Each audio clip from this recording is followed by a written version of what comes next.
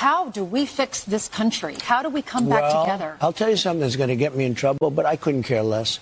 The radicals on the right oftentimes are radical because they don't want to see crime. They don't want to see crime. Worried about the border. They're saying, we don't want these people coming in. We don't want you burning our shopping centers. We don't want you shooting our people in the middle of the street. The radicals on the left are the problem. And they're vicious, and they're horrible, and they're politically savvy. Although they want men and women sports, they want transgender for everyone, they want open borders. That, of course, President Trump there on Fox and Friends blaming political violence solely on the left in the wake of the tragic killing of Charlie Kirk, the assassination which frankly sickened all of us as Americans. Welcome, everybody, to the Sanity Podcast. I'm Dave Briggs. Very honored to have Michael Fanone with us today, former D.C. Capitol Police officer. Of course, you know he was there defending the Capitol, defending the men and women of the United States Congress on January 6th. Michael, thanks as always for what you did that day, for what you did prior to that, and for being here. I am curious your thoughts about the president there in the wake of this Charlie Kirk assassination, which again sickens both of us, should sicken every American. What do you make of what the president said there? I thought it was absolutely insane. I mean, first of all, the fact that the president of the United States, in the wake of, this tragic assassination, rather than try to unify the country and calm the temperature, would point the finger at, what he describes as radical leftist lunatics, which, let's be very clear. What he's referring to when he says radical leftist lunatics is every American that stands in opposition to his agenda and to the Trump agenda, the MAGA movement. He's not specifically calling out certain individuals that have committed, acts of violence. Second of all, the statistics don't back up what he said. If you follow any of the institutions in this country that track domestic terror, domestic violence, each and every one of them, I think there's the Anti-Defamation League, who purports that 75% of political violence in this country is attributed to the radical right-wing movements, such as white supremacist movements, et cetera. About 4% is attributed to radical left-wing groups like Antifa. If you follow the FBI's own report, which coincidentally was taken off of their website and the Department of Justice website just in the past 24 hours, which stated the same thing, that the vast majority of cases in this country over the past 15, 20 years in which, acts of violence were committed for political ends were attributed to radical right-wing groups. But again, the President of the United States, rather than finger pointing or placing blame, you would think would be capable of a unifying statement, again, to bring the temperature down so that we don't have more acts of political violence in retaliation or retribution for the assassination of Charlie Kirk. But again, and I'll say this as a victim of political violence on January 6, 2021, as you pointed out, I was a D.C. police officer. I responded to the Capitol and defended it from a mob of right-wing extremist Trump supporters who stormed the Capitol steps, falsely believing the 2020 election had been stolen, mostly because Donald Trump had told them so. No president, no politician in my lifetime has done more to contribute to this normalization of political violence than Donald Trump and the MAGA movement. Yeah, I check a number of studies here, and no one ever accused the Cato Institute of being liberal, and the Cato Institute has 54% committed by the right wing, 21% by Islamists, and 22% by left wingers. That is not by any means, Michael, as I think we can agree on, that is not excusing even the 22%. That is not excusing 2% of political violence by the left, correct? Correct. I mean, listen, and again, I've said, one, let's deal with statistical facts, but in the wake of a tragedy like this, rather than addressing the statistics, why not just give a unifying statement calling for peace and a lowering of the temperature in this country? Tom Tillis was capable of doing it, a Republican lawmaker. The governor of Utah, where this horrendous act occurred, called for unity and a lowering of the temperature. But Donald Trump and the vast majority of Republican lawmakers seem incapable of doing that. Typically, what you end up hearing, and what I've heard in the past several days, is statements like this: I absolutely reject political violence in this country, and then they begin with the toxic, dehumanizing, vile, and visceral language describing left-wing extremists, and then falsely attributing acts of political violence to left-wing extremists, or just simply cherry-picking and omitting instances in which right-wing extremists were found to be culpable for horrendous acts of violence that resulted in the deaths of American citizens, much like that of Charlie Kirk. There's a dozen cases on both sides in recent memory. The one that stands out, of course, to me, and we'll get to January 6th, of course, and that's why we had Jan, but is the Minnesota State Speaker of the House who was killed along with her husband. And I was watching a recent Fox News segment when someone attempted to bring up that disgusting, tragic assassination. And here's what happened. I want to get your reaction. What about Melissa Hortman that we just talked about? You want to talk about Melissa Hortman? Did you know her name before it happened? None of us did. None of us were spending every single day talking about Mrs. Hortman. I never heard of her until after she died. She doesn't matter? Don't play that bullshit with me. You know what I'm saying is there was no demonization, amplification about that woman before she died. It was a specific crime against her by somebody who knew her. The same. Now you could bring up Josh Shapiro, but then you will not bring up, for example, that was a pro-Palestine person. So don't use your. What about this? The fact of the matter is the both sides argument not only doesn't fly, we don't care. We don't care about your both sides argument. That shit is dead. Michael, not only did Greg Gutfeld not hear of her before she was killed, and that underscores the lack of importance of her death, but at least I give him credit for acknowledging the both sides argument. They just don't care. What do you make of that statement there? Yeah, I mean, it's pretty typical from the response when Republicans or right-leaning Americans are confronted with the reality that so many acts have been committed against, violent acts have been committed against left-leaning politicians. That's kind of the visceral, vile response, is that we don't care. Greg Gutfeld is a sick individual. Who has clearly succumbed to his hatred of anyone who opposes his personal viewpoints. And it's unfortunate that he's allowed a platform and his ideas are elevated and disseminated to the Fox viewers. What is your fear, Michael, will be the result of this? Because to your point, I thought Spencer Cox, the Republican governor of Utah, did a great job in showing leadership and attempting to bring both sides together and attempting to unify and heal, and said, get off social media, go exercise, go hug someone, go sleep, do the things that are good for you. But he also said this is a watershed moment that he's not sure if it's the beginning or the end. What do you think? I believe that there absolutely will be retaliatory acts of violence committed in Charlie Kirk's name. And the reason I tell you that is because, again, going back to Donald Trump and this administration, and my statement earlier that, no American politician has done more to contribute to the normalization of political violence.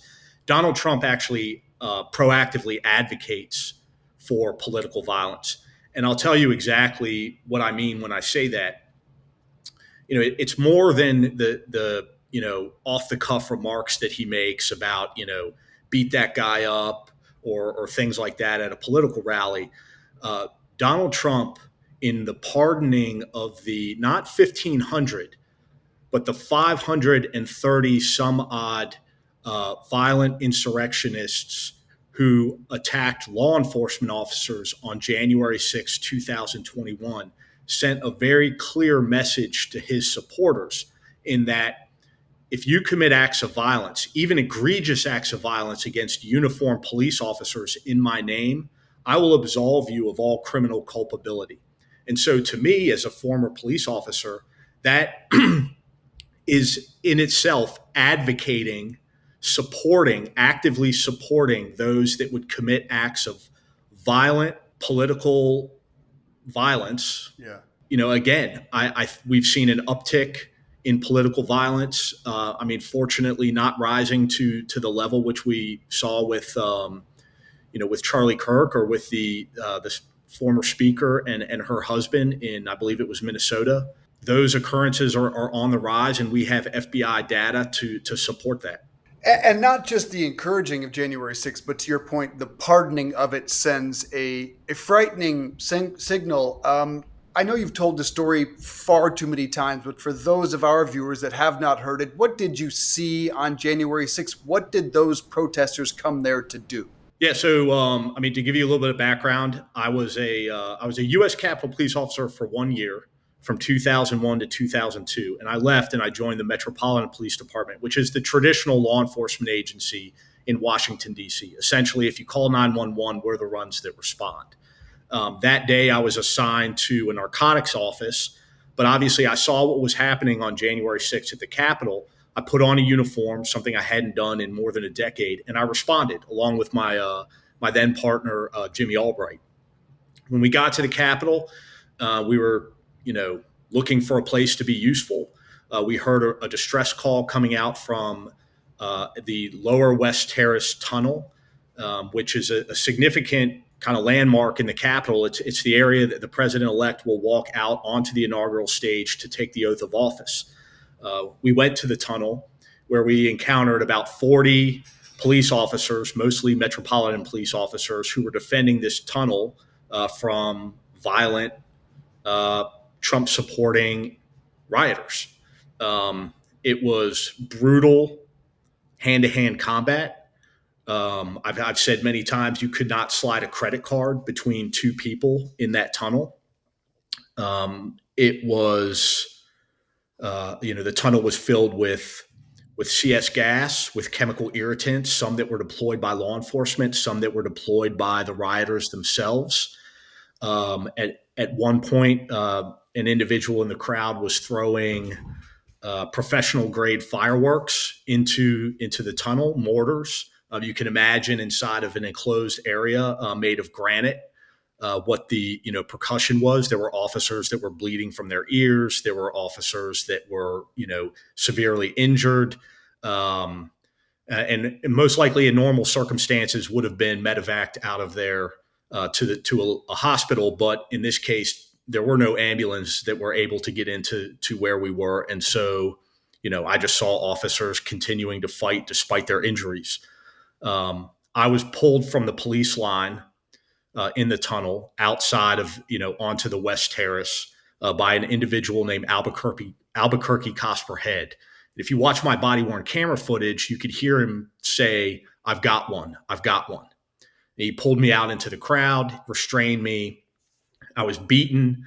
Another individual, Kyle Young, lunged at me. You can also see this on my body-worn camera footage. He tries to remove my firearm from the holster that it was secured in, all while people in the crowd were chanting, "Kill him with his own gun, kill him with his gun." Again, I was continuing to be assaulted, beaten with metal objects, with fists, people kicking me. And then another individual, Daniel Rodriguez, used a taser device and applied it to my neck multiple times. Eventually, I sustained a heart attack and a traumatic brain injury and had to be driven from the Capitol to Washington Hospital Center by my partner, Jimmy Albright, where I was treated and admitted for a number of days before I was released. What you just described is the greatest single political violence act in the history of the United States, with perhaps, well, at least in modern times, I mean, other than the Civil War. I mean, this is strange that this is not part of the conversation anymore. This was January 6th, and there was no tolerance for the both sides argument. And look, I, like you, I acknowledge it is, both sides are guilty here. It just bewilders me how we don't see both sides. I am disturbed by it. I'm disturbed by everything. I mean, listen, I think that, the vast majority of Americans do see both sides. I think the vast majority of politicians see both sides. But at this time, the Republican Party is led by Donald Trump, who is an advocate for political violence. And so under his leadership, it's impossible. You either have the vast majority of Republicans who are saying absolutely nothing in the moment other than acknowledging the fact that what happened to Charlie Kirk was awful. And then you have a handful of the firebrand Republicans who are cherry picking incidents of political violence, pointing the finger, like, taking the lead from Donald Trump himself, pointing the finger at left leaning Americans and saying that they are the problem. And then going a step further and now using that to quell 50% of Americans' free speech rights in this country. Well, and that is another issue that I can't quite figure out. And apologies for being speechless, but when did conservatives become such snowflakes? I worked at Fox News as an anchor when we called out cancel culture because we couldn't stand cancel culture. The very people now holding pitchforks and torches and trying to hunt down anyone who says anything bad about Charlie Kirk, even if they're holding up his own words. This is all so hypocritical, and I don't hide this. I was a conservative for my entire adult life until 2016. You don't exactly strike me as a liberal left-wing nutjob snowflake. No, I voted for Donald Trump in 2016. So, listen, I've been all over the political spectrum. As have I. I would not describe myself as a snowflake in any sense. But again, it just comes down to, when it comes to politicians, my experience is just, hypocrisy is the leading characteristic. But in this moment, it would seem that Republicans certainly have a monopoly on hypocrisy when it comes to all of these issues. And again, it's the people who are most affected are not left-leaning politicians. They're average everyday Americans that have to live in this toxic culture and that, have to fear the threat of violence for, attending something like a rally at or an event at a college campus. That's further divides the country. Michael, what would you ask Vice President J.D. Vance, who at one point was very supportive of people like yourself that defended the Capitol on that day and called out Donald Trump? And that was the line in the sand he drew in calling Donald Trump abhorrent and cowardice. And now what? What would you like, if you just had an honest, casual conversation, what would you like to ask him about his reversal on that? I don't have anything to ask him. He's a politician through and through in all the most negative senses of that moniker. I would tell him to resign. The same thing that I would tell Donald Trump, and the same thing that I would tell the Speaker Mike Johnson: resign. You've failed this country when it comes to tempering our violent discourse, and if anything, you've just thrown gasoline on the fire. In that. In and of itself, I think they're unfit to lead this country. And I want to make sure you're in line with me, and I believe neither of us is letting anyone off the hook here. Those who at violence at the defund the police movement, at the George Floyd violence that broke out across the country, all of that should have been shut down if in fact they were damaging property or hurting individuals. I think neither of us want to excuse any of that violence. Listen, I was a police officer during the Black Lives Matter riots. Nobody understands, better than me or any of my former colleagues, what that was like, to experience. And yeah, I think that there's quite a few Democratic lawmakers that are, responsible in part for inciting a lot of violence against law enforcement. I agree. People forget the epidemic of police shootings that we experienced. Officers who were doing nothing other than sitting in their vehicle in a uniform, not interacting with the public at the time, and were just assassinated in that wake. And it was just it was a mishandling of that conversation at that time. And it's unfortunate because it was a huge missed opportunity for policing and police reform in America. And finally, I want to urge everyone who listens to this to please follow and subscribe to Michael Fanone. That is Fanone on Substack. He does a terrific job there. But part of the story is you are a former police officer who's been unable to find that type of employment in the years since January 6th. Could you shed some light on that story, and why do you think that is the case?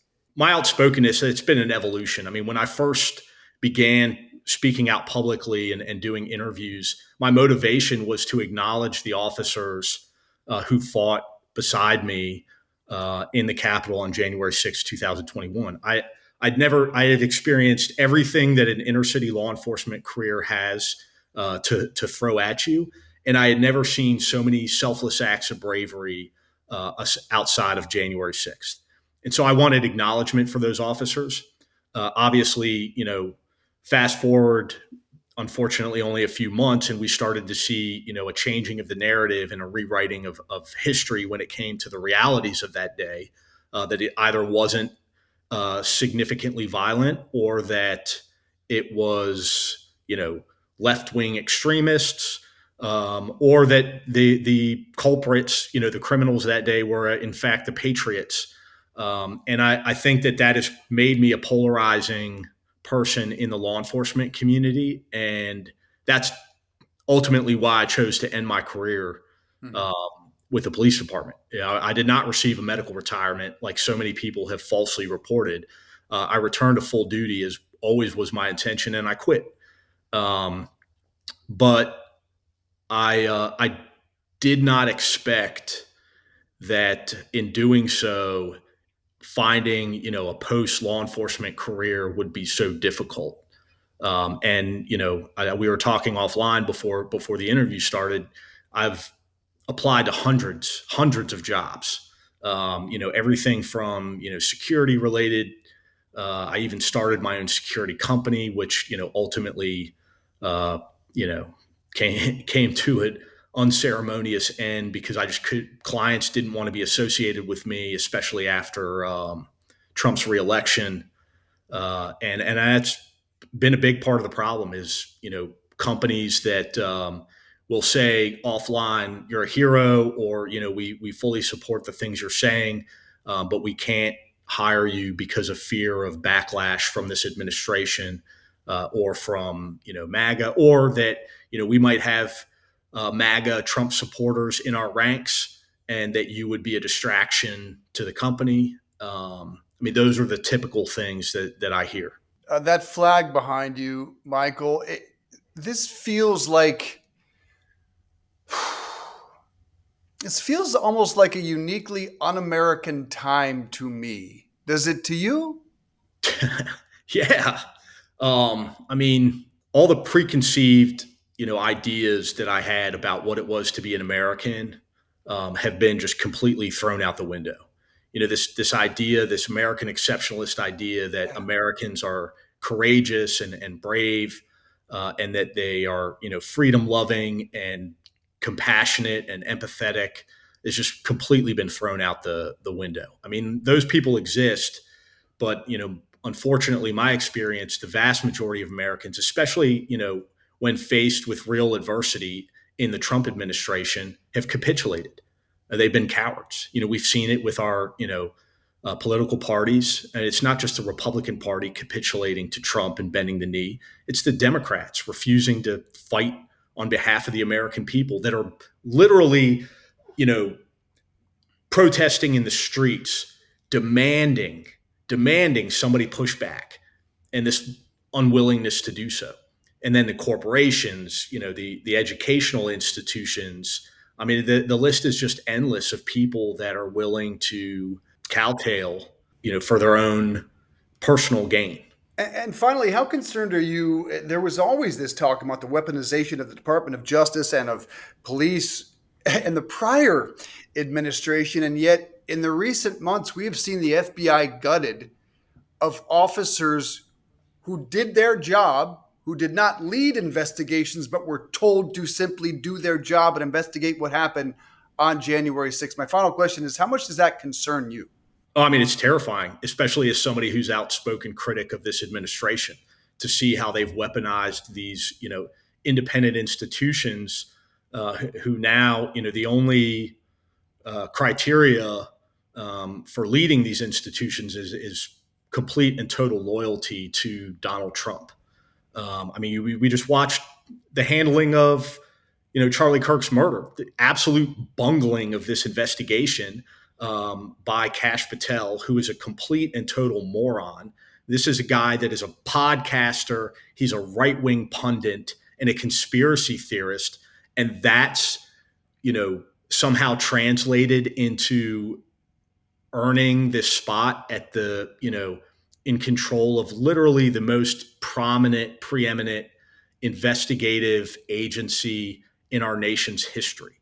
And listen, I mean, they're not infallible. The FBI has had its issues, but I worked with the FBI. I'm as critical of James Comey as they come. I think he botched things brutally because of his craven desire to be a drama queen.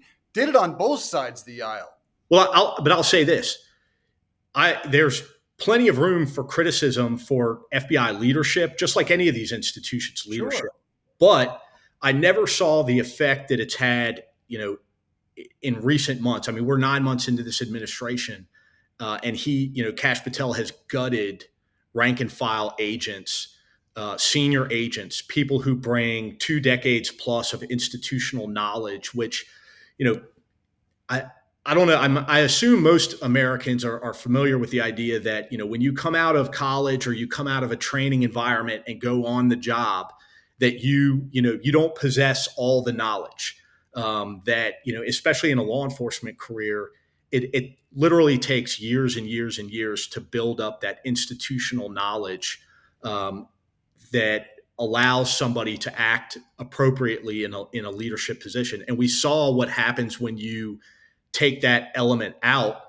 Kash Patel fired the former supervisor from the Utah field office and assumed that role.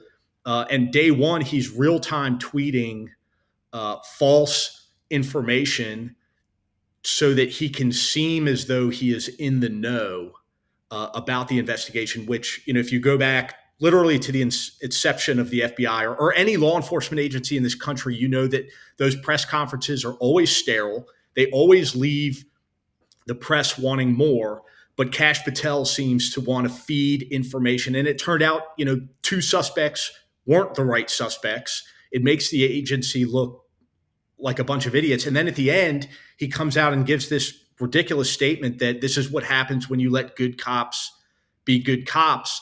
But in reality, we apprehended the shooter because his father turned him in, not anything to do with law enforcement. And so, there's the fear of retribution from these agencies, but there's also a fear as an American citizen that they're incapable of handling the tasks that they're charged with doing. And so, it's kind of twofold for me. It's like I want an FBI that's fighting crime. And I also don't want an FBI that's going to pursue me because I'm telling the truth about, this administration and my experiences with it. And I'm at a loss on both fronts. As am I. Michael Fanone, please follow him again on Substack. Please subscribe to the Sanity podcast. And look, I hope that there was someone out there, because if I had the money and was concerned about my security, I would want you front of the line. I hope there was someone out there listening that says, this is the guy I want to hire to keep my company, my high profile celebrity, or myself safe. So Michael, thank you for joining us, and thank you for doing what you did that day for this country. Really appreciate you. Thank you for having me on. I appreciate it.